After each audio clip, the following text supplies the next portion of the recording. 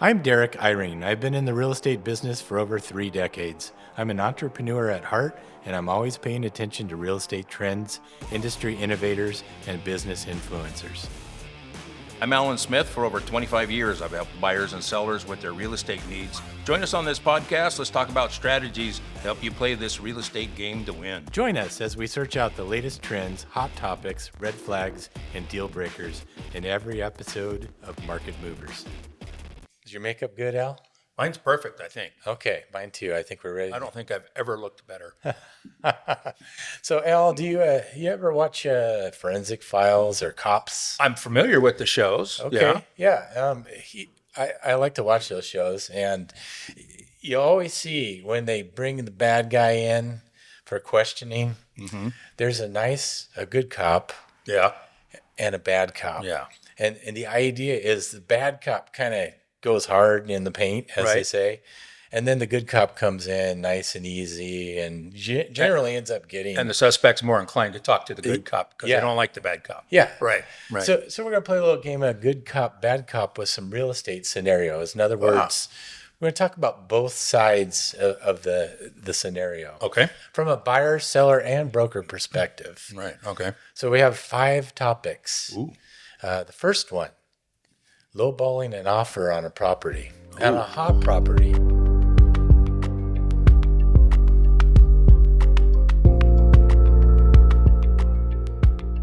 On a hot property. Yeah. Okay. So something maybe just hit the market or, it seems to be getting a lot of activity. Yeah, and then somebody wants to make a low offer. So you're walking you're showing a property, you walk in, it's been on the market 2 days, and there's 27 business cards on the kitchen counter. Right. So it's getting a lot of activity. Yeah, a lot of, and that's an easy way to tell. And if your buyer, if it's your buyer, if it's their first day out, they might not know what a hot property is and what isn't a hot property. Right. So a good cop, so the buyer says, well, let's offer X number of dollars less on this Right. property, right? A good cop in this scenario is someone who wants to get along with people, right? And please them. Their clients. Yeah. So a good cop would probably say something like, well, sure, why don't we? Let's see what happens, and Right. and let's just see. And a bad cop, of course, would say, no, I don't think that's a good idea for the following reasons, which would be. Well, okay. One of the reasons might be that you might be looking at a multiple offer situation. You just don't know it yet. And so in a multiple offer situation, the seller is obviously going to pick the offer that's best for them, which is oftentimes driven by price. Right. So are you going to be able to compete at that level? The second thing is depending on how low the offer is. See, here's the truth about one of the things that goes on in our industry. There are a lot of real estate shows on TV. Tons. And a lot of those shows were filmed back during the recession. Yeah. And so you've got people that are watching these shows on their favorite cable network that was recorded back in 2009 or 10, and they're seeing things like, offer them $20,000 less and tell them to replace the fence and leave the dog. Yeah. You're seeing that kind of stuff on TV. Well, a buyer that hasn't been fully in the game yet, they see that as kind of, this is normal. We can do this, right?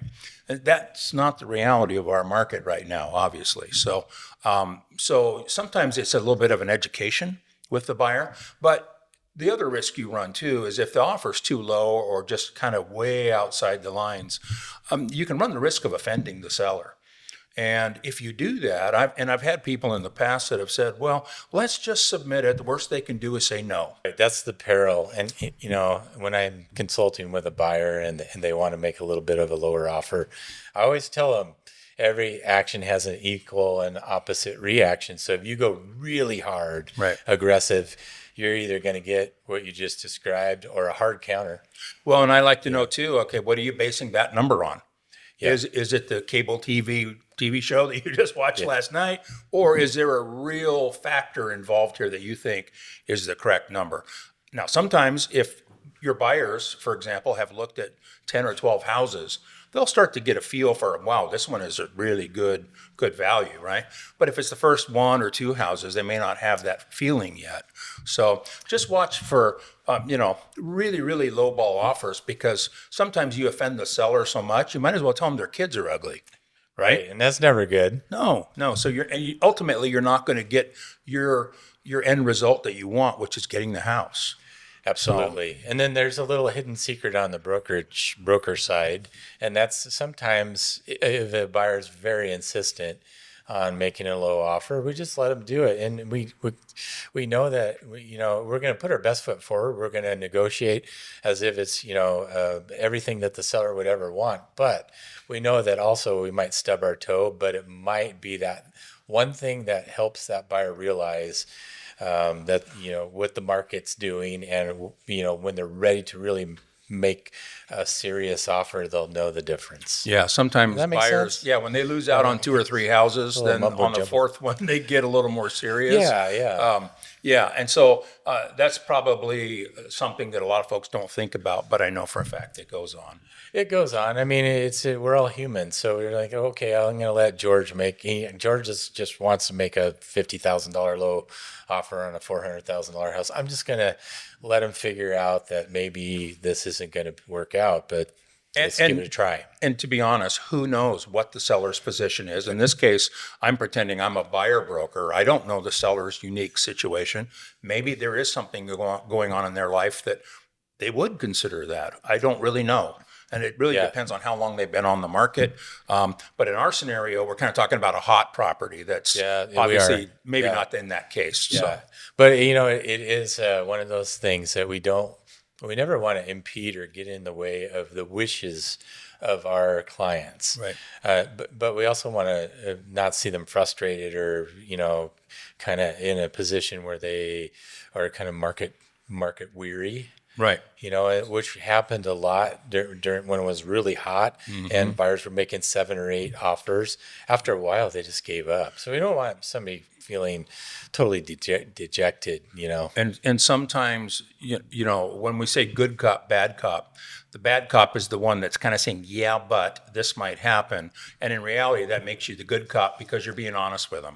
I think so. And you're telling them straight, and you're telling them what it's really going to take to succeed. And ultimately, that's what they're hiring us for, is honest feedback and direction on how to get this accomplished. Yeah, and I really feel like that's a thing, right? It takes a little bit of moxie to be able to talk to your client in a way that is kind and positive, but also saying, "Hey, I don't think this is a good idea. Here are the reasons why." Right. And a lot of times it's because we've done this hundreds of times, and this might be their first ride on the merry-go-round. Right. So, Exactly. So yeah. Okay, the next one has become popular in the last 3 or 4 years, waiving the home inspection. What do you think about that, Alex? Just tell me, just in general, how do you feel about this?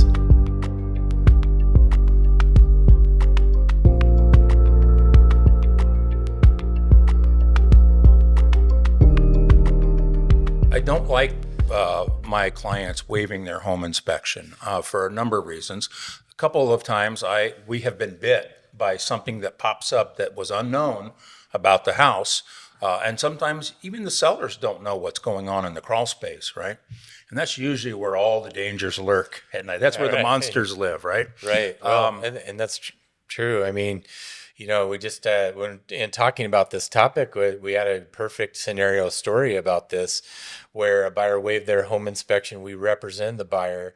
2 months later, they found out that there was a slow leak that wasn't detectable, that wicked underneath the underlayment all across the floor of the entire house. Wow. So they had to pull up their entire subfloor. They only detected that when they went in the crawl space. In the crawl space, yeah. So that's going to show you a lot of plumbing issues, wet subflooring, but then you also have rodent activity. You also have all kinds of creepy crawlers that are in your crawl space. So I don't like it when my buyers waive home inspections, because I kind of relate this to, would you buy a used car without looking under the hood? Even if you don't know engines, if you open the hood and you see a lot of missing parts, that's your indication that, at least pretend you know what you're doing. Maybe she doesn't run that well. That's my strategy. I open the hood and I'm just like, oh yeah. That's all I know. I usually open the hood and say, interesting. And then anyway, I don't like it when they waive the home inspection. Yeah. I do see a lot of transactions, because we audit a lot of transactions. I do see a lot of transactions where people are waiving their home inspection.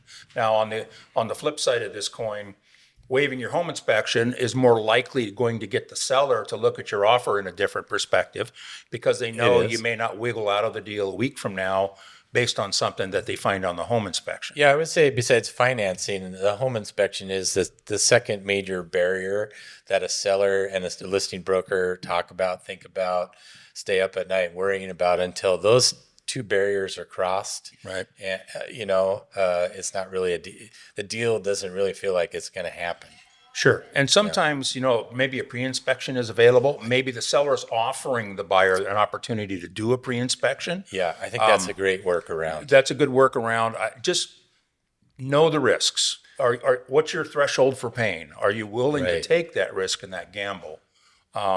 And know what you're getting into. I think that if you pay for a home inspection and you do the home inspection, that's the best insurance you can ever have. Because even if you find the perfect house, which by the way, I've never found, even if you find the perfect house out there, spending a few $100s to find out that information is priceless. Yeah, I think the workaround is if you know it's a hot situation, there's a lot of people looking at the house, just have your inspector on speed dial do a pre-inspection as quickly as possible. You got to get permission from the seller and the listing broker, but that's a quick workaround, I think. Yeah. What I worry about is the brokers that are out there right now that might be taking shortcuts based on their own level of activity in the business, and they may not be advising their clients the best possible way, giving them their alternative options. Yeah, I'm going to go out on this limb. If your broker doesn't at least really advise you to get a home inspection, your red flag should go up. Yeah. If they're just like, yeah, just sign the waiver. Yep. I mean, that's a big red That's flag. cautionary tale. Yeah. Yeah. And I'm not trying to throw anybody under the bus. No, I understand, but We're just talking shop here. it's our job to represent our client in the best possible way we can do it. Yeah. And so just giving him the facts and saying, here's path A, here's path B. Which one are you most comfortable with? I really recommend A in this case. Right. But it's your choice. Yeah. What are your thoughts? Yeah. So that's how you approach that. Yeah, and occasionally we get savvy buyers that are, they have history with contracting and construction, and they want to waive. That's more of an informed decision. Yeah, that's an informed decision. Than a first-time Absolutely. home buyer that has no idea what even a garden hose costs. Right. You know what Right. I mean? Exactly. Okay, the next one: overpricing your listing to see what happens. Sure, that's no problem. We can overprice it. That's So that's good cop, right? That's Just good cop. Let's go along with I that, like right? that price. Yeah. No, so there's a little another hidden truth in our business that there are lots of brokers out there that would be happy to suggest a higher price, knowing that's probably going to get them the listing. Yeah, as a matter of fact, we just had a little discussion before the podcast about maybe we should start pulling up stats of brokers that we know that we're competing against for a listing, Right. to see what their price reduction history is. Yeah, and if nothing else, know what the average is in the MLS. So let's say the average original list price to sold price. If the average is 97%, I'm just making a random number here, and you pull up your own stats, and your own stats are at 98.5%, well, that's something you can kind of hang your hat on. If you list with me, I'm higher than what the MLS average is for return on that list price. Right.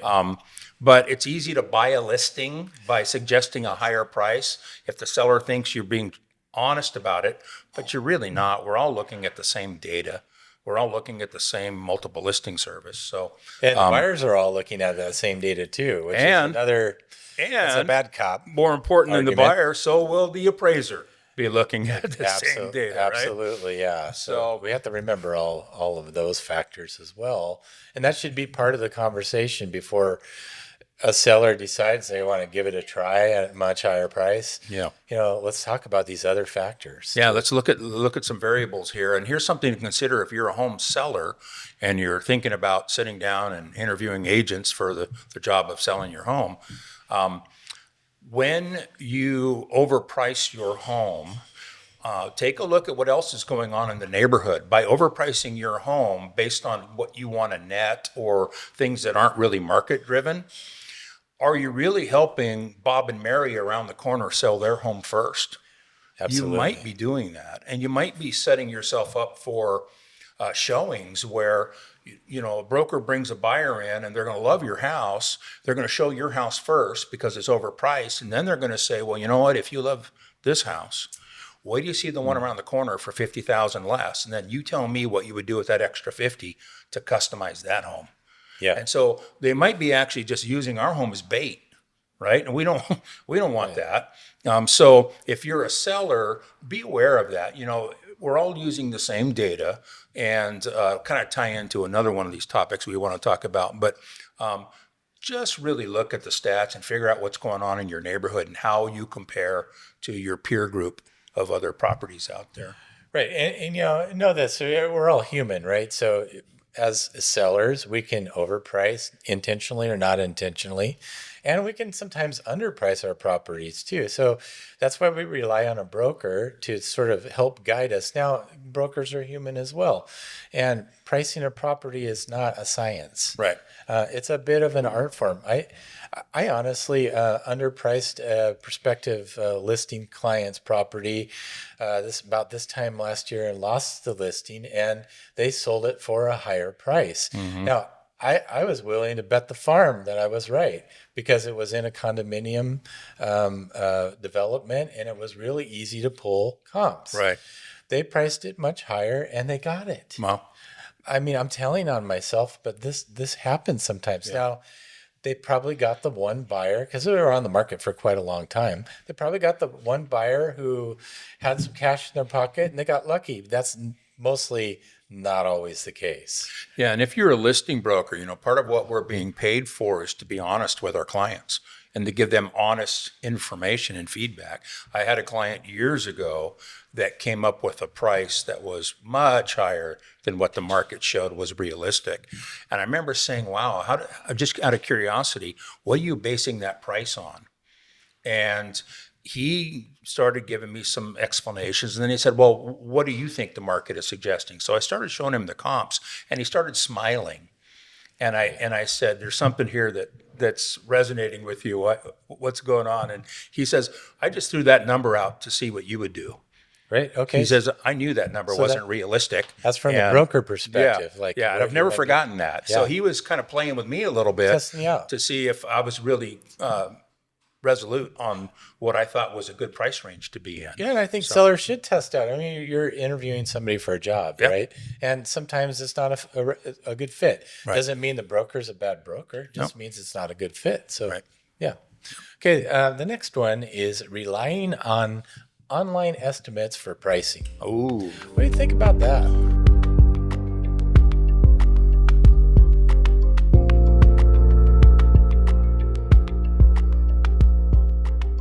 well, I think a lot of sellers use certain websites as their trusted information source for all things real estate.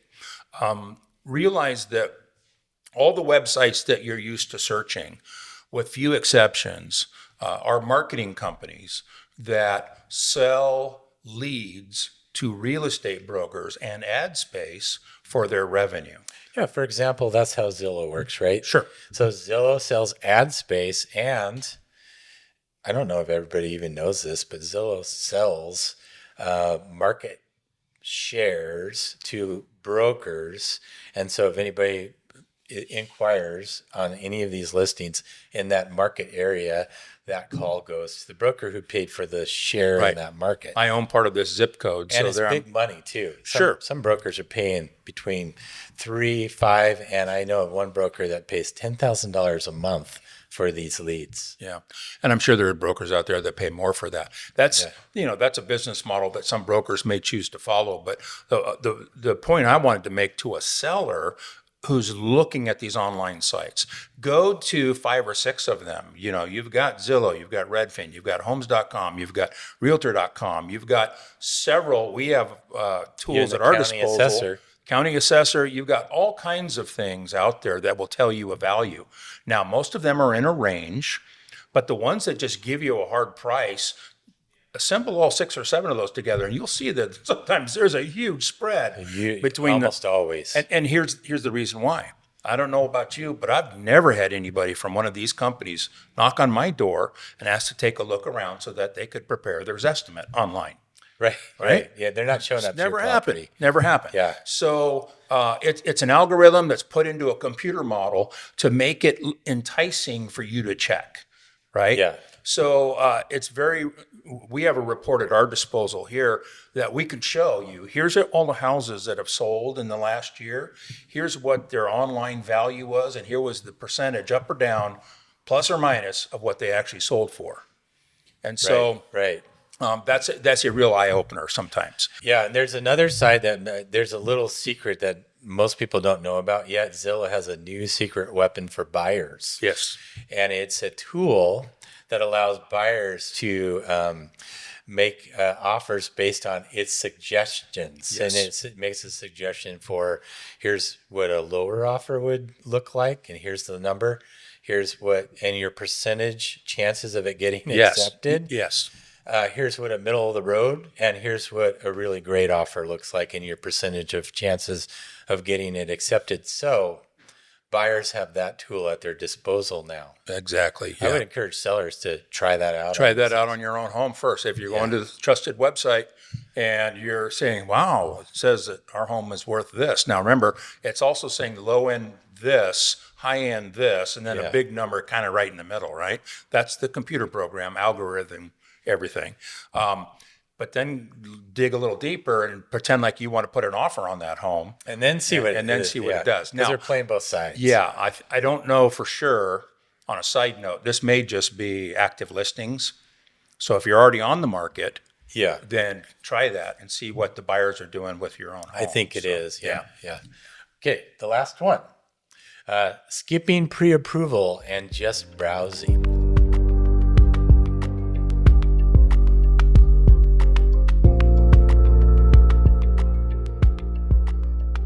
Just going out and looking at houses. Yes, we're not sure if we're ready yet, and that's a common thing, right? Haven't talked to a lender yet. Yeah, Don't really know where we're Don't at on really that. want to deal with you real estate vampires. I know, right? Yeah. Let's just go have fun. Look at houses. Look at the Yeah. pretty houses. I want to get some staging ideas. But I want to see the inside so I can get a realtor involved. Yeah, going to have to because So what's the first thing? If a realtor is involved, we have this new buyer compensation agreement law that basically says we need to have a discussion with you about compensation before we show you the first house. yeah, there's a buyer services agreement in place now. It has been in place in our state for a year and a half almost.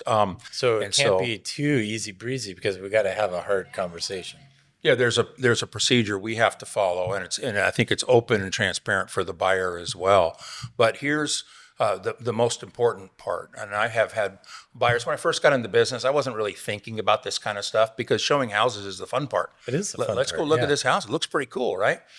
Well, if you go look at a bunch of houses in a certain price range, and then your buyer starts with a lender, and they find out that let's say they qualify for $100,000 or $200,000 less, or they're more comfortable in that price range because we all live in the payment, right? Right.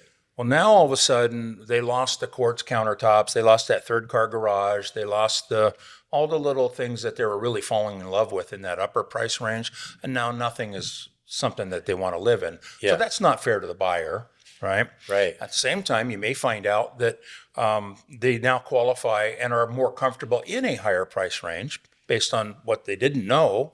And now, so really all the other houses you just showed them is kind of a waste of everybody's time because now they want to go look and see what their money can really get them. So the hard truth of not being approved before you start looking at houses is this.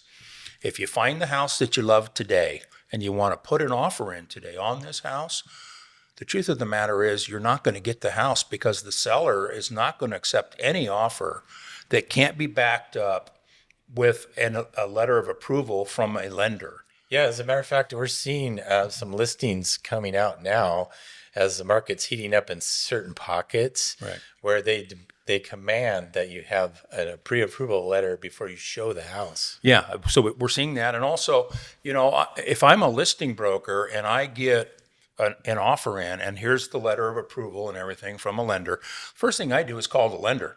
And I say, tell me how far down the path you've gone with these folks. When's the last time you ran credit? Yeah. You know, they're proposing that we close in 30 days. Is that something that you can see you can handle, you can do?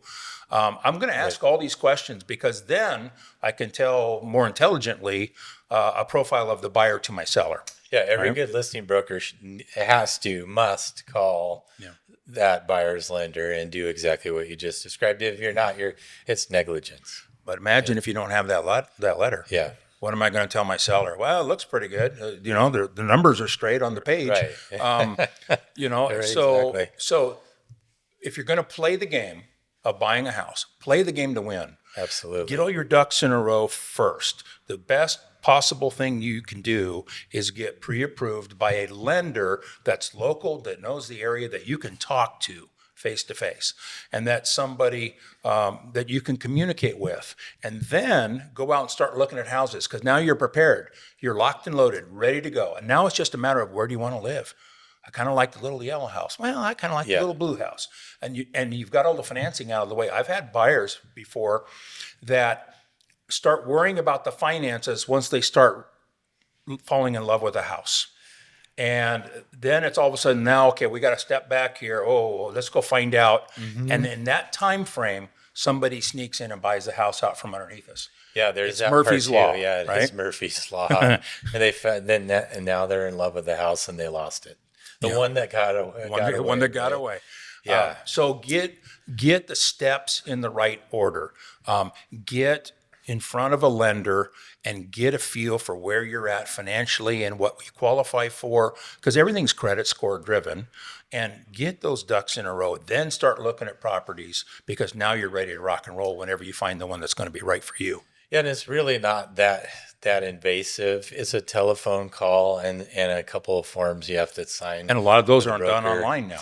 Yeah, so it's not as big of a deal as people want to think it is. Right. It's not like going and getting your first physical in 50 years. Exactly. Wondering Right. what they're going to find. What they're going to find, yeah. Yeah. So keep that in mind. It's not, and we have a saying we've had for years.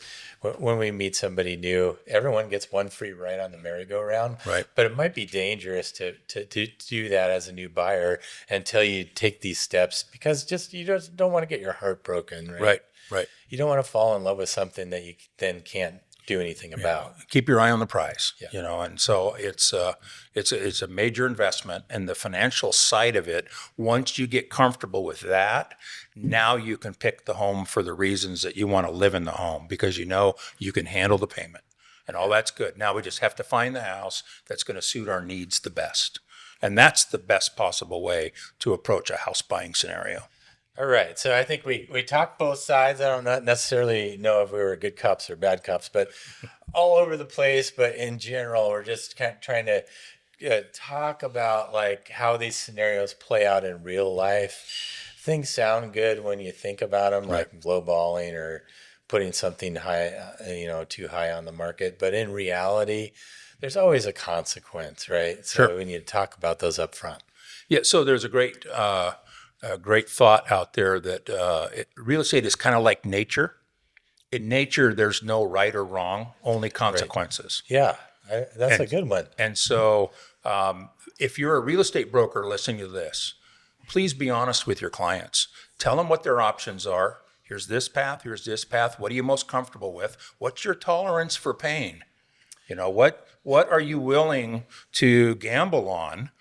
And what are you not willing to gamble on? And then work to help them accomplish their goal. But truthful honesty and perspective is what they're really asking from us. So don't take shortcuts. Don't try to do the quickest thing to get a deal, because you want to build long-term clients for life, not just a transactional thing that's going to close. Because if they find out later that you took shortcuts, you're never getting any more business from them. Why would they? So think of this long term and help our profession keep getting better. Yeah, and nothing builds trust more than just leveling with your client. That's hard to do, especially if you're a new broker. Well, I don't want to say it like that. You know what I mean? Especially if you just are a pleaser. Sure. Well, we're eager. We want to help people, and Yeah. they if they're it's kind of like when if you've ever had kids and a little kid wants to run out in the street, you grab them and you say no, Yeah. don't do Yeah. that. So Yeah. sometimes being the bad cop is in reality being the good cop. Yeah.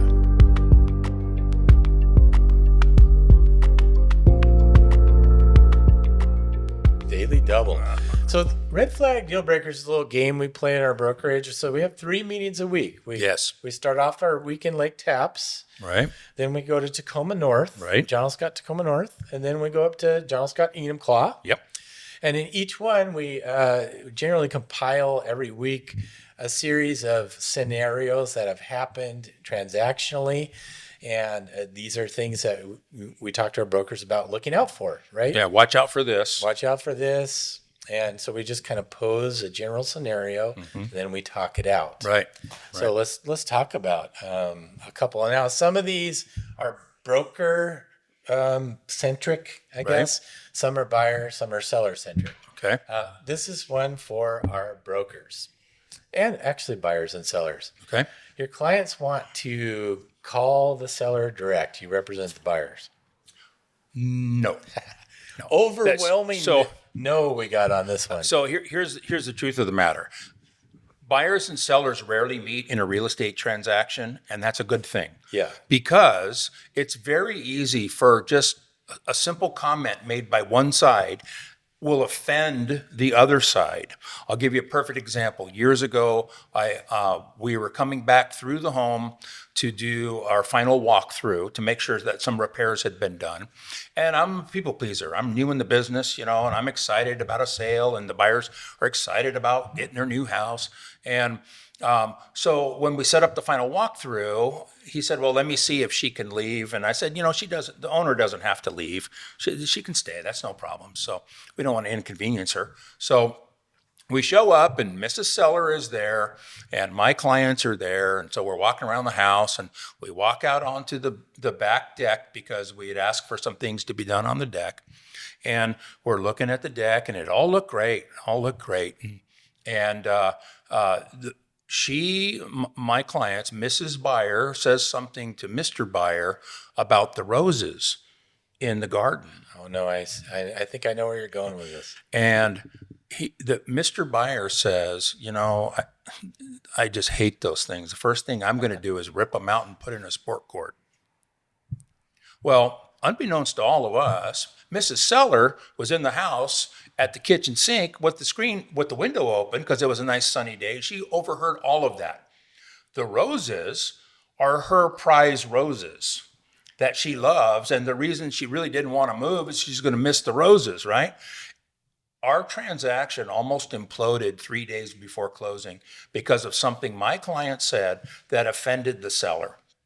There's no way I could have ever anticipated that. By the way, don't mention anything about the sport court, right? Right. So right. It could be, or it could be a Ford Chevy argument. Mr. Seller is a hardcore Ford guy, and your buyers show up in Chevy shirts.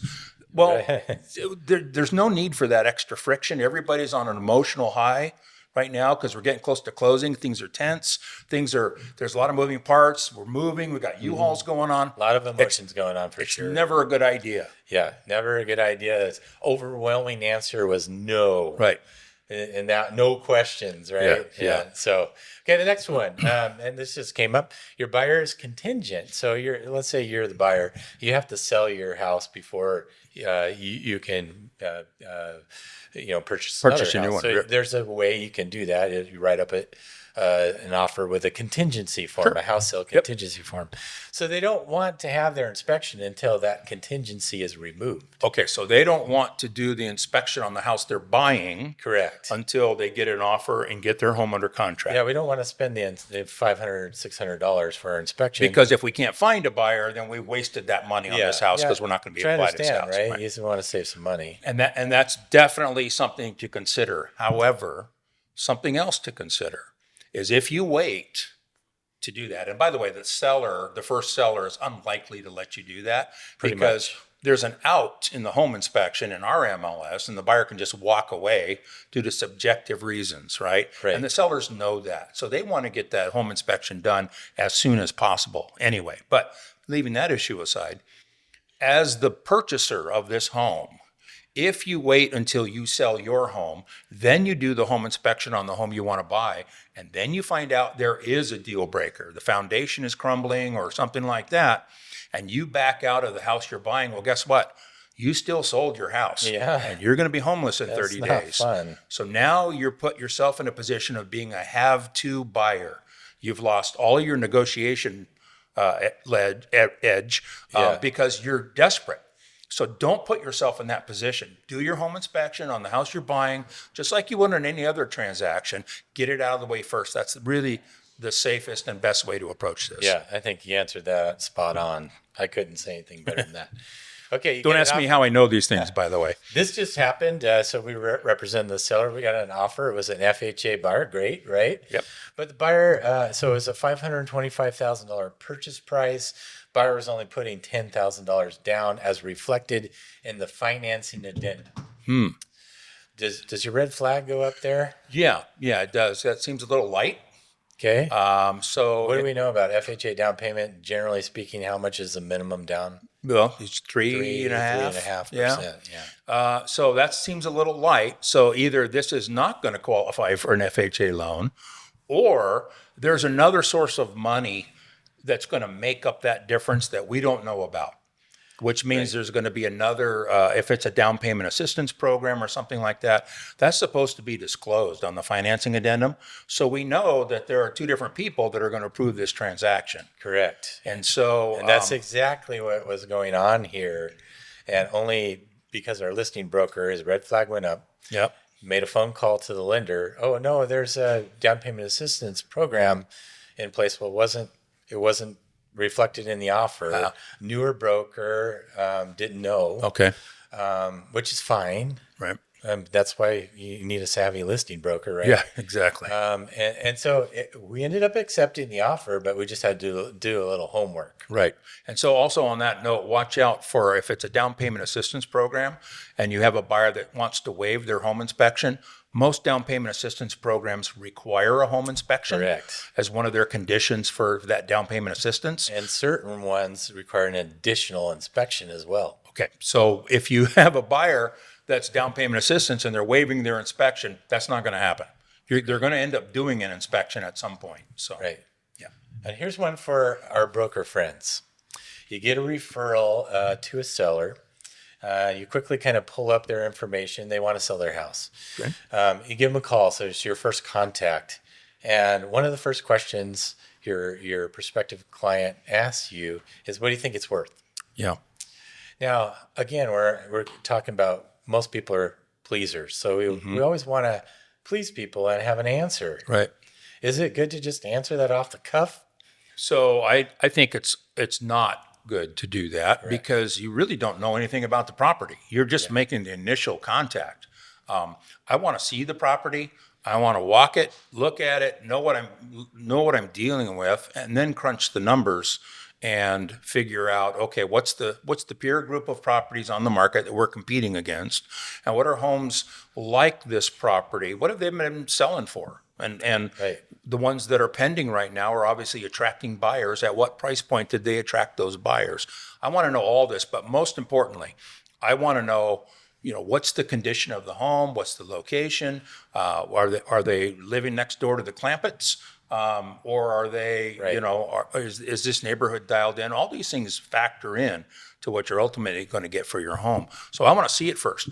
Even if that means I just need to do a drive-by and check everything out and all that. So I don't like giving a price on the phone. Yeah. You might as well just grab whatever Zillow says and go with that number, right? Yeah, right. That's not doing our job. They're asking us for our advice. It may just be you have a seller that's a rapid-fire decision maker and they're just a bottom-line kind of person. Let me come take a look at the place. I'll bring some numbers with us. Let's see how you feel about where we need to position your home in the marketplace to attract the most buyers. Yeah, perfect answer. And the hazard is, fellow brokers, if we just willy-nilly throw out a number that's too low, what happens to the seller? Well, the sellers, You turn off. yeah. Whoa. Right. whoa, You don't even know the market. Right. Because they have a number. Yeah. And now what if we come in too high? Just willy-nilly. Now we have to backtrack when it comes time to actually put the house on the market and say, that number I gave you the other day might have been a little aggressive. Yeah. The real number is this. Well, now you just let them down, and And painted yourself into a corner. either way, it doesn't make it look like you know what you're doing. Yeah. So just follow the steps. Let me come take a look at the place, and even if you're dealing with a cookie cutter house in a cookie cutter neighborhood, or like you mentioned earlier, a condo that's Yeah. in the very similar complex, and you've got a bunch of comps. Well, you still need to run that data before you can just throw a Yeah. number out over the phone. I would just even avoid it then. And we have a classic scenario that we were talking about today, where we had a call to the office as a prospective seller. And if our agent would have answered that, even based on the Zestimate or the online number, would have been much higher. When he got out to the house, it really needed a lot of work. It hadn't been touched in 26 years, and his number would have been way off, and that number would have never left the seller's head, though. Yeah. It's 100,000 more Yeah. than they're really gonna like probably end up with because of its condition. Yeah. Would you buy a used car without looking at it? I mean, it was super cool. Unless it was 20 grand for a 57 Chevy, sure it would. Right. Then But, just deal with the problems, right? But no, you do your job and just go look at the place, and then bring your comps with you. If you want to just do one appointment, that's fine, and just go over them with the client. But know what you're getting into. And there you have it. That's our bonus round of red flag deal breaker. Red flag deal breakers. We do that every week at our brokerages. I think it's a great thing to do, just to throw the scenarios out there so that people can get real time transactional issues resolved, or at least talk about it. So when you're up against those sorts of things, how we can talk to buyers and sellers. And it's interesting, as long as we've been doing this, we still run into transactions that we haven't experienced before.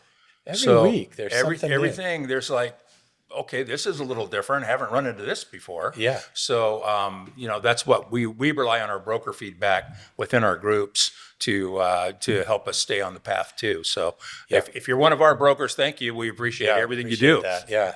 All right. Thank you so much. All right.